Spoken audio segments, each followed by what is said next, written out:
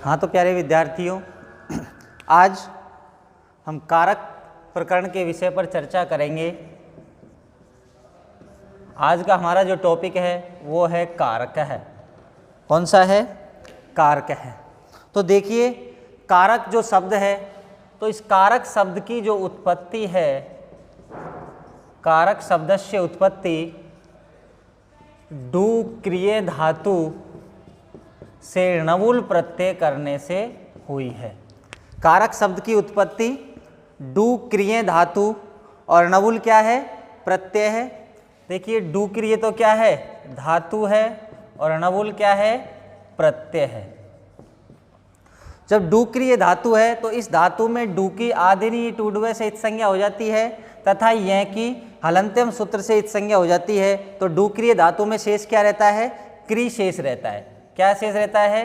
क्री। और णवुल प्रत्यय में हलंत्यम सूत्र से लैकित संज्ञा हो जाती है, तस्य लोपे से उसका क्या हो जाएगा? लोप हो जाएगा।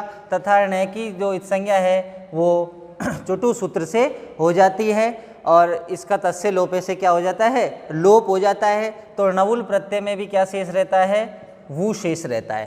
क्या शेष रहता है? वु। तो अब स्थिति क्या हुई? क्री धन वु। तो ये जो वु है, इस वु के स्थान पर एक अक आदेश हो जाता है। कौन सा आदेश हो जाता है? अक आदेश। तो वु के स्थान पर जो अक आदेश होता है वो अष्टाध्यायी का एक सूत्र है, युवोर नाकौ।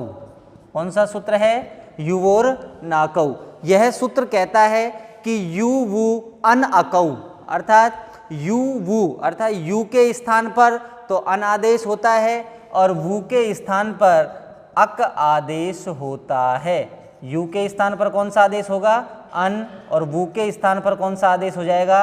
अक आदेश हो जाता है। यह सूत्र कौन सा कहता है? युवोर नाकौ। युवोर नाकौ सूत्र कहता है यू वु अन अकौ, अर्थात यू के स्थान पर अनादेश, वु के स्थान पर अक आदेश। अब जब वु के स्थान पर अक आदेश होगा तो वु क्या हो जाएगा?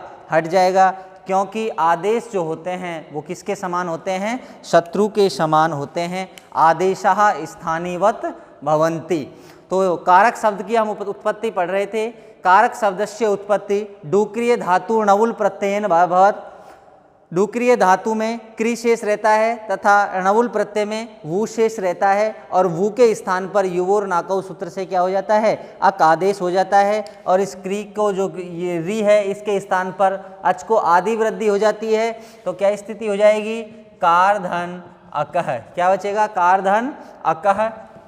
अब ये रे में ए मिल जाएगा तो क्या बन जाएगा? कारक है। क्या बना? कारक है। तो कारक शब्दस्य उत्पत्ति डूक्रिय धातु णवुल प्रत्ययन अभवत, अर्थात कारक शब्द की उत्पत्ति में धातु कौन सी थी? डूक्रिय, अर्थात क्री धातु से जब हम णवुल प्रत्यय करते हैं तो क्या रूप बनता है हमारा? कारक रूप सिद्ध होता है। तो ये कारक शब्द की क्या हुई? उत्पत्ति हुई।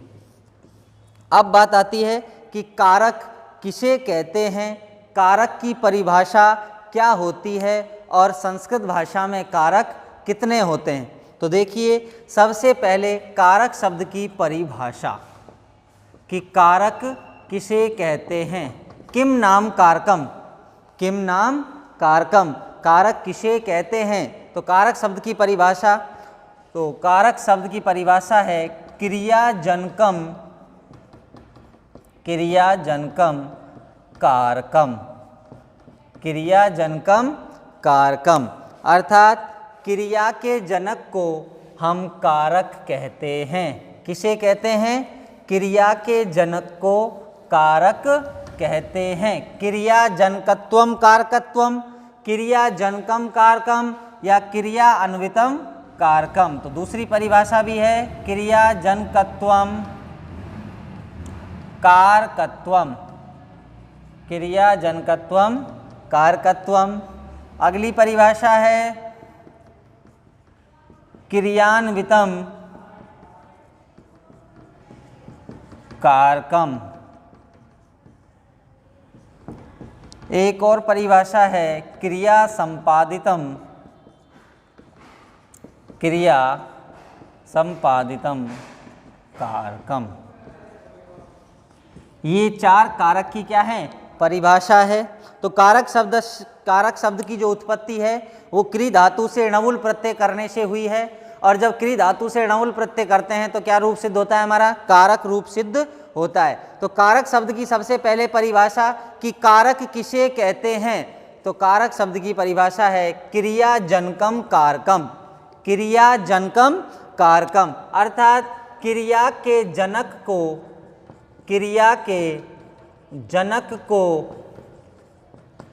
कारक कहते हैं।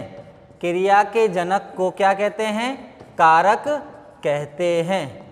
क्रिया जनकत्वम कारकत्वम, क्रिया जिससे उत्पन्न होती है, क्रिया जिससे क्या होती है, उत्पन्न होती है, उसे क्या कहते हैं, कारक कहते हैं। क्रिया जिससे उत्पन्न होती है उसे क्या कहते हैं, कारक कहते हैं। क्रिया अन्वितम कारकम, क्रिया जिससे अन्वित होती है उसे क्या कहते हैं, कारक कहते हैं। और क्रिया संपादितम कारकम अर्थात जो क्रिया को संपादित करता है या कार्य को करने वाला अर्थात क्रिया जिसके द्वारा संपन्न होती है, क्रिया जिसके द्वारा संपन्न होती है उसको हम क्या कहते हैं, कारक कहते हैं। तो ये कारक शब्द की क्या हुई परिभाषा, क्रिया जनकम कारकम, क्रिया के जनक को कारक कहते हैं। किसे कहते हैं कारक, क्रिया के जनक को, अर्थात जिसके द्वारा क्रिया उत्पन्न होती है उसको क्या कहते हैं, हम कारक कहते हैं। क्रिया का मतलब जैसे खाना, पीना, उठना, बैठना, चलना, दौड़ना इत्यादि क्या है, क्रिया है। अब ये क्रियाओं को जो संपादित करने वाला जो होता है उसे ही क्या कहते हैं, कारक कहते हैं। तो कारक शब्द की परिभाषा हुई क्रिया जनकम कारकम, क्रिया जनकत्वम कारकत्वम, क्रिया अन्वितम कारकम, क्रिया संपादितम कारकम। अब देखिए जैसे वह घर जाता है, अब इसमें देखिए क्रिया क्या है, जाना। क्रिया कौन सी है इसमें, जाना। तो जाना क्या है, क्रिया है। अब ये क्रिया जो हो रही है इस क्रिया को करने वाला कौन है, अर्थात क्रिया को करने वाले को क्या कहते हैं, कर्ता कहते हैं। क्या कहते हैं, कर्ता। तो ये जाने की क्रिया को कोई ना कोई कर रहा है, तो जाने की क्रिया को कौन कर रहा है, वह। अर्थात वह का मतलब कोई भी हो सकता है, राम, श्याम, मोहन इत्यादि। तो ये जाने की क्रिया को कौन कर रहा है, वह कर रहा है। तो ये वह है, यह क्या है, एक कारक है। अब ये कारक कौन सा है इसके बारे में हम आगे चर्चा करेंगे। तो देखिए जाने की क्रिया को करने वाला कौन है, वह, अर्थात वह कोई भी पुरुष नहीं होता तो ये जाने की क्रिया होती क्या, नहीं होती। इसलिए कारक की परिभाषा में बताया गया है कि क्रिया जनकम कारकम, जो क्रिया को उत्पन्न करता है या जिसके द्वारा क्रिया संपन्न होती है उसको ही हम क्या कहते हैं, कारक कहते हैं। तो कारक की परिभाषा हुई। अब बात आती है कारक के कितने भेद होते हैं। कारक के कितने भेद होते हैं, कति भेदा सन्ति कारकानि, कारक के कितने भेद होते हैं। तो देखिए लिखिए, संस्कृत भाषायाम कारक के भेद।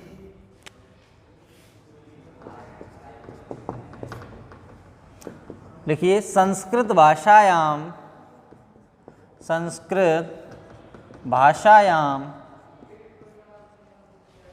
षट् कारकानि भवन्ति। संस्कृत भाषायाम षट् कारकानि भवन्ति, अर्थात संस्कृत भाषा में कितने कारक होते हैं, 6 कारक होते हैं। कितने होते हैं, 6। तेषाम नामानि, कौन कौन से होते हैं, कर्ता, कर्म च, करणम च,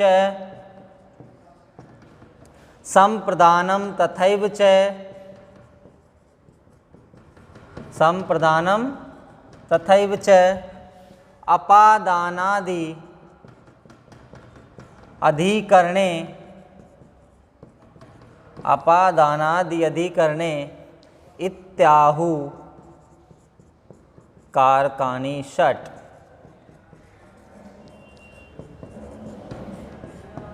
कर्ता, कर्म च, करणम च, संप्रदानम तथैव च, अपादानादि अधिकरणे इत्याहु कारकानि षट।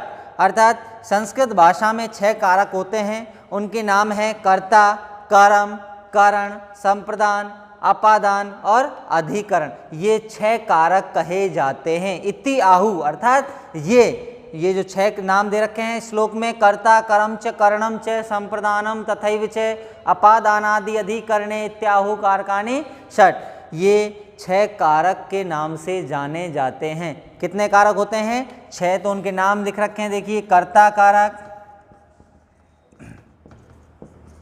दूसरा है कर्म कारक, तीसरा है करण कारक, चौथा है संप्रदान कारक,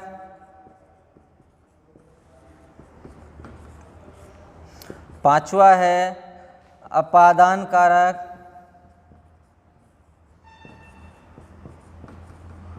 और छठा है अधिकरण कारक। छठा कौन सा है? अधिकरण कारक। ये 6 कारक होते हैं संस्कृत भाषा में। संस्कृत भाषायाम षट कारकानि भवन्ति, तेषां नामानि निम्न सन्ति, कर्ता, कर्म, करण, संप्रदान, अपादान और अधिकरण। तो ये 6 क्या होते हैं? संस्कृत भाषा में कारक होते हैं। अब देखिए, विभक्तियां 7 होती है। विभक्तियां कितनी होती है? 7 होती है। प्रथमा, द्वितीया, तृतीया, चतुर्थी, पंचमी, षष्ठी तथा सप्तमी। प्रथमा, द्वितीया, तृतीया, चतुर्थी, पंचमी, षष्ठी तथा सप्तमी। विभक्तियां तो कितनी होती है? 7 होती है। और कारक कितने होते हैं संस्कृत भाषा में? 6 कारक होते हैं। अब जो ये संबोधन जो कारक होता है, संबोधन कारक में कौन सी विभक्ति होती है? प्रथमा विभक्ति होती है। और एक और कारक आता है संबंध, उसमें कौन सी विभक्ति होती है? षष्ठी विभक्ति होती है। विभक्तियां 7 होती है और कारक संस्कृत में कितने होते हैं? 6 होते हैं। कौन से कारक को नहीं गिना जाता है? संबंध जो कारक है, संबंध अर्थात जिसमें षष्ठी विभक्ति होती है, तो संबंध को संस्कृत में कारक नहीं माना जाता है। कारक नहीं माना जाता है। संबंध को संस्कृत भाषा में क्या नहीं माना जाता है? कारक नहीं माना जाता है। इसलिए संस्कृत भाषा में कितने कारक होते हैं? 7 कारक होते हैं। अब संबंध को संस्कृत भाषा में कारक क्यों नहीं माना जाता है? तो देखिए, संस्कृत जो कारक शब्द है, उस कारक शब्द की परिभाषा मैंने आपको बताई कि क्रिया का जो जनक होता है, अर्थात जिसके द्वारा क्रिया संपन्न होती है या जो क्रिया को संपादित करता है, अर्थात कार्य को करने वाला या जिसके द्वारा क्रिया की जाती है, उसको हम कारक कहते हैं। और कारक 6 होते हैं, लेकिन संबंध को कारक नहीं माना जाता है। संस्कृत भाषा में विभक्तियां 7 होती है। अष्टमी संबोधन में प्रथमा विभक्ति मानते हैं, इसलिए विभक्तियां कितनी होती है? 7 होती हैं। और कारक कितने होते हैं? 6 होते हैं। जैसे कर्ता, कर्ता का जो चिन्ह होता है वो क्या होता है? ने। कर्म का होता है को। करण का होता है से के द्वारा। करण का क्या होता है? से के द्वारा, बाण के द्वारा। जैसे राम ने बाण के द्वारा रावण को मारा, रामेण बाणेन हतो रावणः। उसके बाद संप्रदान का चिन्ह होता है के लिए। संप्रदान का चिन्ह क्या होता है? के लिए।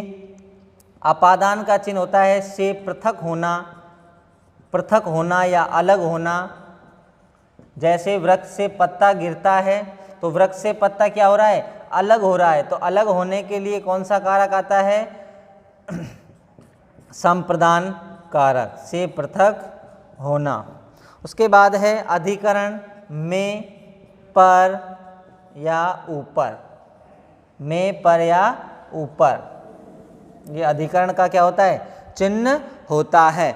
तो ये 6 कारक होते हैं। विभक्तियां 7 होती है। संबंध को संस्कृत में कारक नहीं माना जाता। प्रमाण के रूप में श्लोक दिया गया है, कर्ता कर्म च कर्णम च संप्रदानम तथैव च अपादानादि अधिकरणे इत्याहु कारकानि षट। ये 6 संस्कृत भाषा में कारक होते हैं। कर्ता कारक में प्रथमा विभक्ति होती है, कर्म कारक में द्वितीय विभक्ति होती है, करण कारक में कौन सी विभक्ति होती है? तृतीय विभक्ति होती है। कर्ता में कौन सी होगी? प्रथमा, कर्म में द्वितीया, करण में तृतीया, संप्रदान में चतुर्थी, अपादान में पंचमी, अपादाने पंचमी और अधिकरण में सप्तमी विभक्ति होती है। अब षष्ठी विभक्ति किस में होती है? संबंध में होती है। षष्ठी विभक्ति किस में होती है? संबंध में होती है, लेकिन संबंध को संस्कृत भाषा में कारक नहीं माना जाता है। क्यों नहीं माना जाता है? तो अब देखिए कि क्रिया को करने वाला क्या कहलाता है? कारक कहलाता है। क्रिया को करने वाला क्या कहलाता है? कारक कहलाता है। और जिसका क्रिया के साथ सीधा संबंध होता है उसको क्या कहते हैं? हम कारक कहते हैं। जैसे हे बच्चों, ये एक उदाहरण है। जैसे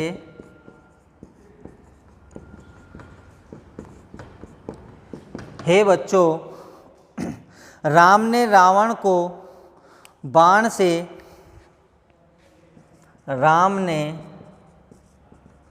रावण को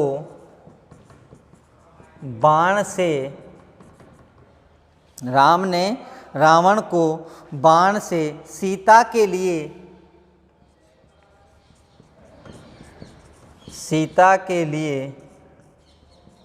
राम ने रावण को बाण से सीता के लिए अयोध्या से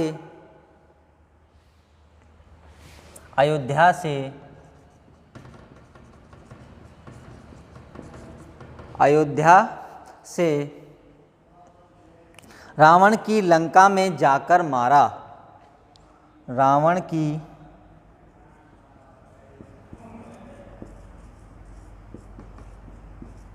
लंका में जाकर मारा। रावण की लंका में जाकर मारा। तो देखिए ये जो वाक्य है, हे बच्चों, राम ने रावण को बाण से सीता के लिए अयोध्या से रावण की लंका में जाकर मारा। तो इस वाक्य में कौन सी क्रिया है? मारना। मारना क्या है? क्रिया है। अब इस मारने की जो क्रिया है उस क्रिया का किस किस के साथ संबंध है?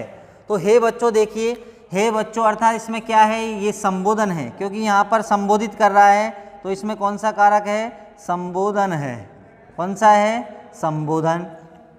अब देखिए मारा, तो किसने मारा? मारा तो किसने मारा? तो राम ने। तो राम ने, ये एक कारक ये आ गया। तो मारने की क्रिया किसने की? राम ने। तो कार्य को करने वाले को क्या कहते हैं? कर्ता कहते हैं। तो राम कौन सा कारक हुआ? कर्ता कारक हुआ। मारा तो किसको मारा? रावण को मारा। किसको मारा? रावण को मारा। तो राम कर्ता जिसको सर्वाधिक चाहता है उसको कर्म कहते हैं, और कर्म में द्वितीय व्यक्ति होती है। तो मारने की क्रिया राम ने की, और राम ने मारने की क्रिया किसके लिए? क्योंकि रावण को मारा था, क्योंकि रावण गलत आदमी था, इसलिए उसने क्या किया? उसको मारा। तो ये रावण को है, जो इसमें रावण को है, इसमें कौन सा कारक है? कर्म कारक है। कौन सा है? कर्म कारक। अब देखिए मारा, तो जब राम ने रावण को मारा तो मारने के लिए उसने कुछ ना कुछ साधन का प्रयोग किया। तो मारने के लिए तो राम ने जब रावण को मारा तो किसके द्वारा मारा? बाण से। किसके द्वारा मारा? बाण से। तो से के द्वारा कौन सा कारक होता है? करण कारक। तो बाण से, ये बाण है, इसमें ये कौन सा कारक है? करण कारक है। कौन सा कारक है? करण कारक है। अब उस राम ने जब रावण को मारा तो राम ने रावण को क्यों मारा? तो सीता के लिए मारा, क्योंकि रावण सीता को चुराकर ले गया था। तो सीता के लिए अर्थात सीता को वापस लाने के लिए उसने रावण को मारा। तो इसमें कौन सा है? जिसके लिए, तो संप्रदान के लिए में कौन सा कारक होता है? संप्रदान अर्थात चतुर्थी विभक्ति। अब देखिए अयोध्या से रावण की लंका में जाकर, अयोध्या से रावण की लंका में जाकर। अब देखिए अयोध्या से जो ये है, तो इसमें कौन सा है? तो कहाँ से जाकर मारा? तो अयोध्या से जब राम है जो कहाँ गए? लंका में गए। तो अयोध्या से वो क्या हो गए, पृथक हो गए। क्या हो गए, पृथक, यानी कि अलग हो गए। तो अयोध्या से जब वो पृथक हुआ तो पृथक होने के लिए कौन सा कारक होता है, अपादान होता है। कौन सा होता है, अपादान। कौन सा कारक हुआ, अपादान। रावण की लंका में जाकर मारा। अब देखिए रावण की, तो रावण की क्या थी, लंका। लंका का संबंध किससे है, रावण से है। तो ये रावण है, ये क्या है, ये रावण की क्या है, ये संबंध है। क्या है, संबंध है। तो लंका में जाकर मारा, अर्थात कहाँ जाकर मारा, लंका में। तो में पर ऊपर कौन सा कारक होता है, अधिकरण होता है। कौन सा होता है, अधिकरण। तो अब ये देखिए, ये हमारे 6-7 जो कारक थे इस पूरे वाक्य में मिले कि मारने की क्रिया को करने वाला राम था, राम कर्ता कारक हुआ। किसको मारा, रावण को मारा, तो को कर्म कारक का चिन्ह होता है। तो रावण क्या है, कर्म है। किसके द्वारा मारा, तो बाण के द्वारा मारा, तो बाण क्या है, करण है। सीता के लिए मारा, तो किसके लिए मारा रावण को, सीता के लिए मारा, तो सीता के लिए, तो सीता के लिए कौन सा कारक है इसमें, संप्रदान कारक है। अपादान का मतलब होता है अलग, पृथक होना। अपादान का मतलब क्या होता है, पृथक होना। तो वो अयोध्या से रावण की लंका में जाकर मारा। तो मारा तो कहाँ से मारा, अयोध्या से वो गए और जब जाकर उन्होंने लंका में पहुँचे और वहाँ जाकर उन्होंने क्या किया, रावण को मारा। तो मारने की क्रिया का जो ये संबंध है, देखिए राम से भी इस क्रिया का संबंध है। रावण को मारा तो इस मारने की क्रिया का रावण से भी संबंध है, बाण से भी संबंध है, सीता से भी संबंध है, तथा अयोध्या से भी संबंध है, और लंका से भी क्या है, संबंध है। तो ये क्रिया का जो संबंध है इन सभी से दिखाई दे रहा है। लेकिन मारने की क्रिया रावण की, अर्थात लंका किसकी थी, रावण की थी। तो यहाँ जो रावण है, इस रावण का संबंध लंका से है, न कि मारने से। तो ये रावण की जो है, तो ये रावण जो यहाँ पर दूसरे वाक्य में आया है, तो इसमें कौन सा कारक है, संबंध कारक है। कौन सा है, संबंध। तो क्रिया का इस शब्द से सीधा संबंध नहीं होता है। जिसका क्रिया के साथ सीधा संबंध नहीं होता है उसको हम क्या नहीं मानते हैं, कारक नहीं मानते हैं। और क्रिया का जिसके साथ सीधा संबंध होता है उसको हम क्या कहते हैं, कारक कहते हैं। तो इसलिए संस्कृत भाषा में 6 कारक होते हैं, कर्ता, कर्म, करण, संप्रदान, अपादान और अधिकरण। संबंध को संस्कृत में कारक नहीं माना जाता है। क्यों नहीं माना जाता है, क्योंकि संबंध का क्रिया के साथ सीधा संबंध नहीं होता है। और जिसका क्रिया के साथ सीधा संबंध होता है उसी को हम क्या कहते हैं, कारक कहते हैं। और जिसका क्रिया के साथ संबंध नहीं होता है उसको हम क्या नहीं कहते, कारक नहीं कहते हैं। क्योंकि कारक शब्द की परिभाषा है क्रिया जनकम कारकम। जो क्रिया को उत्पन्न करता है या जिसके द्वारा क्रिया की जाती है उसको हम क्या कहते हैं, कारक कहते हैं। तो जिसके द्वारा क्रिया उत्पन्न नहीं होती है या जिसका क्रिया के साथ सीधा संबंध नहीं होता है उसको हम कारक नहीं मानते। इसलिए संस्कृत भाषा में संबंध को कारक नहीं माना जाता है। तो विभक्तियां तो संस्कृत में 7 होती है और कारक कितने होते हैं, 6 होते हैं। तो ये कारक शब्द की परिभाषा हमने लिखी। उसके बाद कारक शब्द के भेद लिखे। तो संबंध को कारक नहीं माना जाता, ये भी हमने लिखा। अब देखिए कि संबंध को कारक नहीं माना जाता है। जैसे राम की पुस्तक, राम की पुस्तक एक उदाहरण है। राम की पुस्तक, राजा का पुरुष, राजा का पुरुष, राज्ञ पुरुष है, रामस्य पुस्तकम, रामस्य पुस्तकम। अब इधर देखिए, रामस्य पुस्तकम, ये जो वाक्य है तो इसमें क्रिया कौन सी है, राम है क्या, नहीं है। पुस्तक है क्या, नहीं है। तो रामस्य पुस्तकम अर्थात राम की पुस्तक। तो पुस्तक का संबंध किससे है, राम से, और राम का संबंध किससे है, पुस्तक से। ऐसे ही राजा का पुरुष, राज्ञ है पुरुष है, अर्थात राजा का संबंध किससे है, पुरुष से, और पुरुष किसका है, राजा का है। तो यहाँ पर क्रिया है क्या, नहीं है। तो जिसका क्रिया के साथ संबंध नहीं होता है उसको हम कारक नहीं कहते। तो यहाँ पर राजा का संबंध पुरुष से है और पुरुष का संबंध किससे है, राजा से है। इधर पुस्तक का संबंध राम से है और राम का संबंध किससे है, पुस्तक से है। यहाँ पर कर्ता का संबंध सीधा क्रिया से नहीं है, इसलिए संबंध को कारक नहीं कह सकते। अब जैसे वह घर जाता है, वह घर जाता है, सह गृहम गच्छति, सह गृहम गच्छति। अब इधर क्रिया कौन सी है? जाना, अर्थात गच्छ गम धातु है, और गम धातु से क्या बना है? गच्छति। लट लकार प्रथम पुरुष एक वचन में गम धातु से क्या बनता है? गच्छति। तो सह गृहम गच्छति, तो जाने की जो क्रिया है, तो जाने की क्रिया को कौन कर रहा है?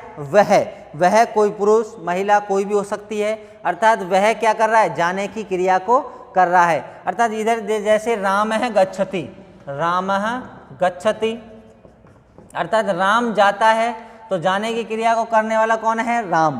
कौन है? राम। तो राम का संबंध किससे है? क्रिया से। तो जिसका क्रिया के साथ सीधा संबंध होता है उसको क्या कहते हैं? हम कारक कहते हैं। उसके बाद सह गृहम गच्छति, तो ये जो घर है वह कहाँ जा रहा है? वह जा तो रहा है लेकिन कहाँ जा रहा है? घर जा रहा है। घर को वो चाहता है इसलिए वो घर जाता है। तो यहाँ पर जो घर का भी संबंध किससे है? गच्छ, अर्थात जाने की क्रिया का संबंध घर से भी है, इसलिए घर को भी क्या मानते हैं? हम कारक मानते हैं। तो गृहम में कौन सा कारक है?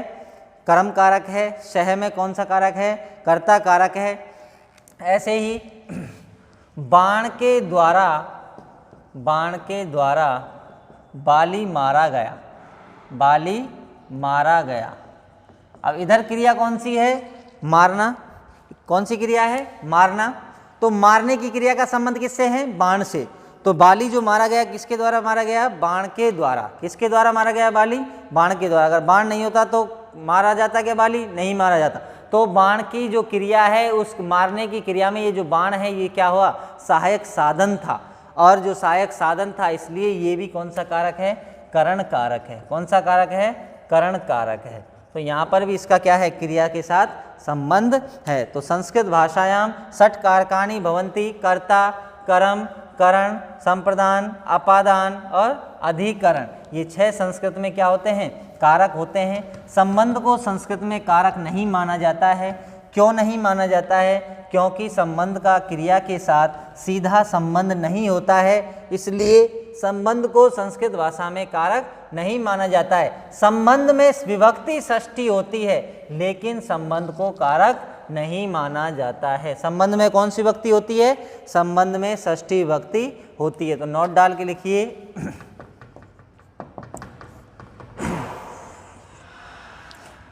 नंबर 1 कर्ता, कर्ता कारक। चिन्ह क्या हुआ इसका? ने। विभक्ति प्रथमा विभक्ति।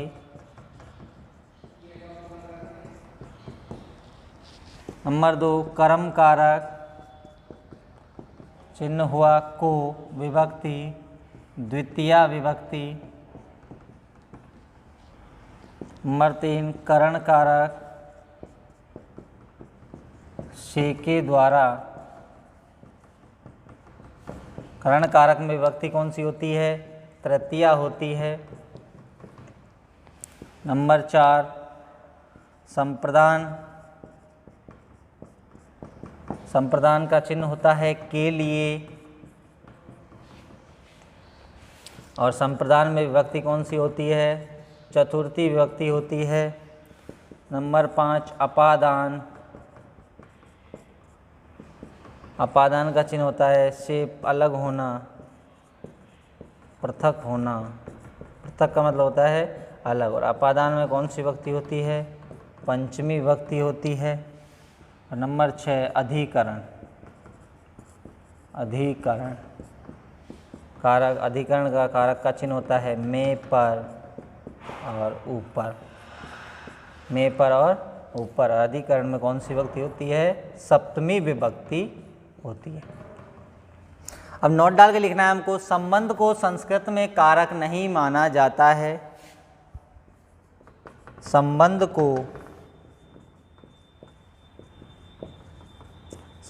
को संस्कृत भाषा में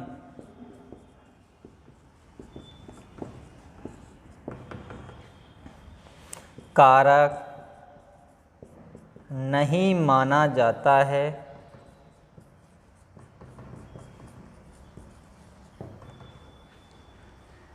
क्योंकि क्यों नहीं माना जाता है?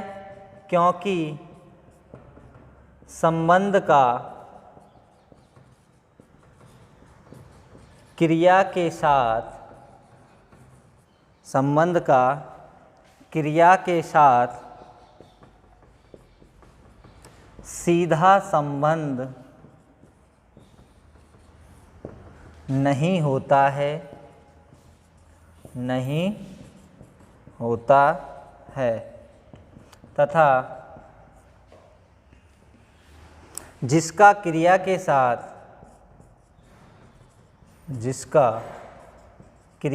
साथ सीधा संबंध होता है,